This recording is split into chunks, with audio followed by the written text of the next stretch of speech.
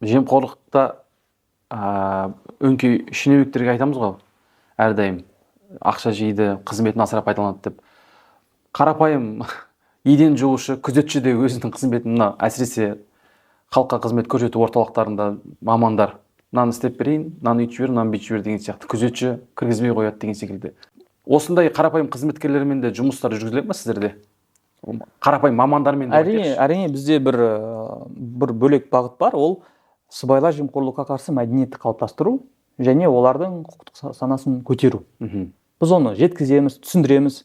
Бірақ елімізде утилизбор сияқты жемқорлық бір фактілер болса, осында үлкен бір махинациялар болса, сен оны өзгертпей, қарапайым халықта шаруа не бар деген жауап келеді саған. Сен онымен келісесің, расында. Бірінші жоғарғы деңгейдегі бітіріп ал, осындай ақша алатын депутат бар, ақша алатын мынау бар, анау бар, мынау бар деп фактімен ұрады сені. Сен оған дұрыс жауап беру керексің.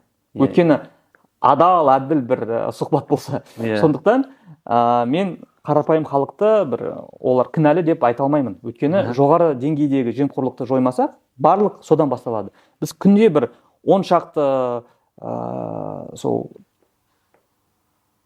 халыққа арналған үкіметтің қызметкерлерін ұстайық, күзетшілерді ұстайық, жағдай мүлдем өзгермейді.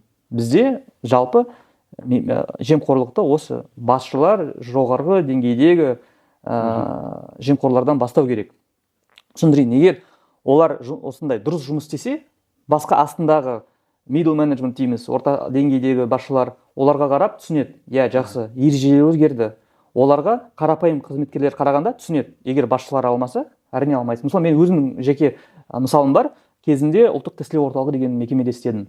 Басшы болып, және біздің министріміз сол кездегі білім және ғылым министрі Асхат Қанатұлы Аймағамбетов болды. ОБТ кезінде оның туған туысқандар ОБТ тапсырылған жоқ.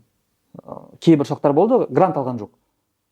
Және министр мырза маған хабарында айтқан жоқ. Оның туыс екендігін мен содан кейін нәтиже шығады, грант бөлінген жоқ, және грант алмаған тегі арқылы түсіндім. Сосын байқап сөйледім, сұрадым ғой, менің туған ағамның қызы дейді. Грантқа түспеді. Біз үшін ол керемет мысал ретінде болды. Үлгі. Егер министр өзі туған ағасының қызын, сосын басқа ағасының ұлы ОБТ-ға уақытына тіркеле алмады, және арыз түсті, тіркендерде. Біз сол кісіден сұрадық, сен не үшін оған артықшылық көрсетесің? Ереже бар ма? Болды, жабылды. Кешірім сұраймын. Осындай мысал бізге керемет әсер тигізді. Және астындағы вице-министрлер, департамент басшылары уже маған хабарласа алмайды, айта алмайды. Шешіп берші, ОБТ-ны шешіп берші, өйткені министр өзі көрсетті мәселені. Егер басқа салада да министр өзінен бастап туыстарға жолатпай, тендердерді оларға бермей, ашық жұмыс жасаса, 1 жылдан кейін қызметкерлер өзгереді. Өйткені барлығы басынан басталады. Қаншама бір пафосты болмаса да, ол тәжірибеден шыққан нәтиже. Мен өз көзіммен көрдім. Басында мен теория ретінде оны көрдім. Антикорда жұмыс істеп, 5 жыл бойы істедім, қарадым, зерттедік, себеп салдарын түсіндірдік, осы жемқорлыққа алып келетін жолдарын да тексердік. Барлығы сол жақта. Сосын мен өзім бірінші басшы болдым. Бірінші басшы болып, саладағы бір саясатты көрдім. Сондықтан ең бірінші қадам сол жақтан бастау керек. Сол жағдай өзгертсе, халық та өзгереді. Бірақ бұл жерде халыққа бірді айтатын сөзім бар. Біз тойға бірінші кімді шақырамыз? Тойға біз төрге кімді отырғызамыз? Жақын туыстарды. Балаларымыздың тұсауын кім кестіреді? Шенеуніктер, үлкен ағаларымыз, көкелеріміз, ағашқаларымыз дейміз. Олар ағашқалар өмір бойы мемлекет қызметте істейді, бірақ зәулім үй, 5-6 көлігі бар, балалар шетелде өмір сүреді. Жемқор. Басқа сөзбен айтқанда, біз жемқорларды төрге отырғызамыз. Біз жемқорларға тұсауын кестіреміз балаларға. Сондықтан осындай жемқорларға осындай қадір көрсетіп, жемқорлар ойлайды, мен олар түсінеді ғой, мен олардың ақшасын ұрлап жатырмын, халықтың бюджетін ұрлап жатырмын, бірақ маған осындай құрмет көрсетіп жатыр. Оларға ұнайды, мен жасай береймін. Егер біз елімізде осындай қазір жағдай өзгеріп кетсе, кез келген қарапайым қазақ өз телефонын алып, ағам, көкем, деген номерді өшіріп, ешқашан хабарласпай, тойға шақырмай, осындай аса бір құрмет көрсетпей, жақсы сен арыз жазып, ол жемқор түріне түкіріп сұрамаймыз. Кем дегенде осындай бір әрекет жаса, ешқандай қадір емес, алдына жүгірмей көрсетші. 5-6 жылдан кейін олар өзі түсінеді, менің не үшін керек, менің осы мүлігім, ақшам, егер абыройым жоқ, халық мені көргенде қолды бермейді, басқа жолмен өтеді. Ол да адам ғой, оның да бір фундаменталды бір талаптары бар оның. Қадірлеу, абырой деген, олар түсінеді, мынау қоғам өзгерді, осы қоғамда басқа өмір сүру керек. Және одан кейін менталды деңгейде өзгерістер болады. Біз жаңа ғана айттық қой, сыбайлас жемқорлыққа қарсы мәдениет. Бірақ өкінішке қарай бізге қазір жемқорлық мәдениет қалыптасып тұр. Өйткені қазір кез келген осы көрермендерге сұрақ қояйықшы.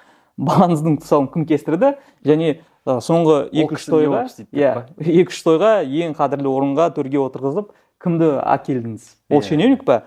Және сол шенеунік қай үйде тұрады? Өткен жылдың 22 жылдың желтоқсан айында Тоқаев мырза қол қойды заңға. Біз заңсыз баю үшін жауапкершілікті енгіземіз, бірақ 27 жылдан бастап елімізде үлкен өзгерістер, үлкен бір жемқорлыққа қарсы нақты нәтиже 27 жылдан кейін ғана басталады. Неге? Өйткені сол кезде олардың сылтауы, бізде қазір жалпы бірдей декларациялары өтеді. Мысалы, қазір келсек, шенеуніктен сұрасақ, қайдан алды ақшасы осы үлкен үйге? Ол айтады, менің әйелімнің анасы керемет кәсіпкер. Біз оған келеміз, олар әлі декларациядан өткен жоқ. Айтады, ол менің кәсіби бір құпиям. Болды. Сен сұрақ қоя алмайсың. Егер мен қазір дрон алып, далаға шығып, үйдің сыртынан ұшып, видео шығарсам, мені сотқа береді. Өйткені ол жеке өмірі, оған бір көз салуға болмайды, ол құқықтары бар, құқықтары заңмен сақталады. Ал егер заңсыз баю үшін жауапкершілік болған жағдайда, біз оны ашық сұрақ ретінде қоямыз. Үй айналайын, көкем, осындай көлікке, осындай үйге ақшаны қайдан алды? Қайдан алдың? Ол айтады, менің әйелімнің анасы керемет кәсіпкер, жақсы, біз анасына барамыз. Тәте, саламатсыз, осындай жағдай болып тұр. Осындай мемлекет қызметші осындай үйде тұрады, үй сіздікі екен. Сіз ақшаны қайдан алдыңыз? Ол айтады, маған бір осындай бизнес алып келді. Жақсы, құжатты көрсетіңіз. Қандай бизнес, кім төледі, қандай ақша, барлығы қазір цифрландырған ғой. Сол кезде ол айтады, маған бір анамнан қалған. Жақсы, біз айтамыз, құжат көрсетіңдер. Немесе басқа жеке тұлға берді десе, сол жеке тұлғаға барамыз, айтамыз, сен декларацияны тапсырдың ғой, 26 жылда тапсырдың. Енді көрсет, декларацияда көрсетілген ба бұл қаражат? Егер қаражат көрсетілмесе, егер осы мүліктің заңдылығын дәлелдемесе, қызметкер жауапкершілікке тартылады. Мүлігі алынады және ол жұмыстан шығарады. Осында жауапкершілік бар. Басқа елдерде сол үшін, осындай әрекеттер үшін қылмыстық іс бар. Қылмыстық жауапкершілік. Мысалы, Гонконгты алайық. Гонконг кезінде ең жемқор елдің қатарында болған. 1970 жылдарында мемлекет қызметтегі жемқорлық деңгейі 93% ресми түрде. 93% жемқор, және яғни ол ақшасыз ешқандай сұрақ шеше алмайтын көрсеткіші. 93%. Мен тәжірибемде осыдан көп жемқорлықты көрмедім. Статистика бойынша. Бірақ олар 70 жылдарда осындай заңсыз баю үшін жауапкершілікті енгізді. Және 20 жылдың ішінде қазір қайдан жақсы деңгейде өтіп, және қалған 30 жылды ашық бір бәсекелестік, адал қоғам ретінде дамыған, және Гонконг қазір қайда. Экономика жағынан да, және жемқорлық деңгейінің жағынан да.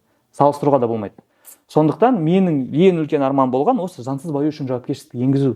Өйткені қазір көрерменге қайтадан сұрақ қояйын. Өмір бойы мемлекет қызметте жалақы 200, 300, 500 мыңға дейін енді өсті, бірақ тұратын үйі сарай, 5-6 үй бар, 5-6 пәтері бар, 2-3 көлігі бар, үлкен бір Lexus 570, толған Camry. Қалай алды дейсіз? Қалай алды? Ақшасы қайдан алды? Осындай азаматтар бар ма қазір? Таныстарыңыздың арасында.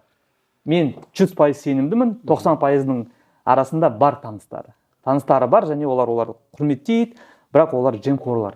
Басқа атау жоқ. Бұл мәселе әрине өзекті, бірақ керісінше қарап көрсек, бұл мемлекеттік қызметкерлердің сағын сындыру емес па? Мысалы 200-300 мыңға жұмыс жасайды, мемлекеттік қызметті талап өте күшті, айлығын көтерсең журналистер алқымнан алады, айлығыңыз неге қымбат деп. Кәсіппен айналысуға болмайды. Бұл қалай мемлекеттік қызметтеріне де адам қашып жібермейді ма? Бірақ қараңыздар, егер сен осындай үйде тұрағым келеді, осындай бір жоғары деңгейде, орташа деңгейден жоғары ғой ол. Қарапайым қазақта осындай үйлер көп, көліктер жоқ қой. Егер сен осындай талабың болса, осы талапты заңды түрде кәсіпкер ретінде жет осындай деңгейге. Кәсіппен айналыс. Мемлекет қызметтен шық. Егер сен осындай деңгейде өмір сүргің келсе, мемлекет қызметтен қаш. Мемлекет қызмет керемет бір олигарх болу сала емес. Мемлекет қызмет ол халыққа қызмет ету. Алихан атамыз айтқандай, мемлекетке қызмет ету білімнен емес, мінезден.